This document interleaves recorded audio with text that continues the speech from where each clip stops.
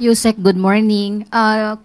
Tugon lang po ng Malacanang regarding po sa sinasabi ni Saldico kasi nakasulat ito po ay galing sa kanyang sulat para kay Pangulong Marcos. Sinabi kasi ni Saldico na si dating Senate President Escudero po ang nag-utos na magtapyas ng pondo sa ilang government agencies sa 2025 budget. At sinabi niya, hindi po daw ang Kamara ang nagtapyas kundi po ang Senado.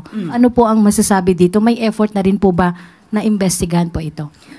Unang-una po, kung ang itunuturo niya po ay Senado, mas maganda po siguro na ang Senado mismo sumagot ito. Kung sino mang particular na tao ang kanyang binabanggit, mas maganda po na maitanong kung ito'y may katotohanan.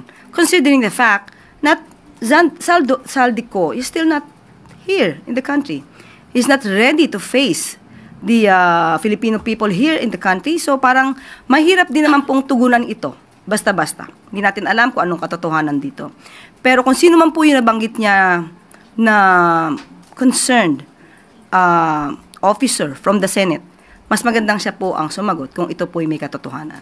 Pero sulat po kasi niya ito, ma'am, kay Pangulong Marcos. Hindi pa nga po natin alam kung ito'y natanggap ng Pangulo dahil hindi namin napag-uusapan itong sulat na ito. Okay, salamat po, ma'am. Thank you. Next is Samuel Medinilla, Business Mirror. Hey, good afternoon. Hey, good morning po, ma'am. Itatanong ko lang po, President Marcos will extend the service contracts of COS and GO workers beyond December 31, 2025 in connection po to dun sa COA DBM Joint Circular Number 2 Series of 2024 na supposedly after this year, matatapos na po yung mga contracts ng nasabing workers. Magkakaroon po ng meeting mamaya. So, most probably by tomorrow, meron na po akong update sa inyo. Thank you po. Follow-up question na po from Christian Yusoros, DZMM. I'm going back kay Zaldico dahil na-mention po kahapon ni Secretary Remulla na maaaring nasa Portugal si Zaldico. May directive po ba ang Pangulo sa DFA in coordinating with Portuguese authorities or officials para po ma-counter-check kung talaga pong nasa kanila si Zaldico?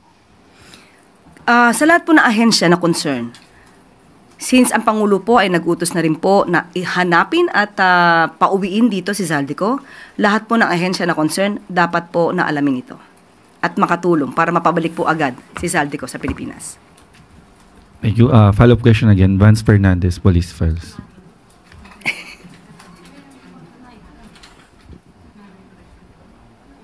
Yes, ma'am.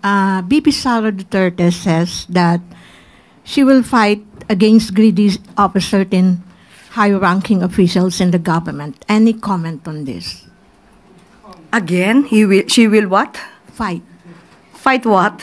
Against greedy of a certain high-ranking officials in the government.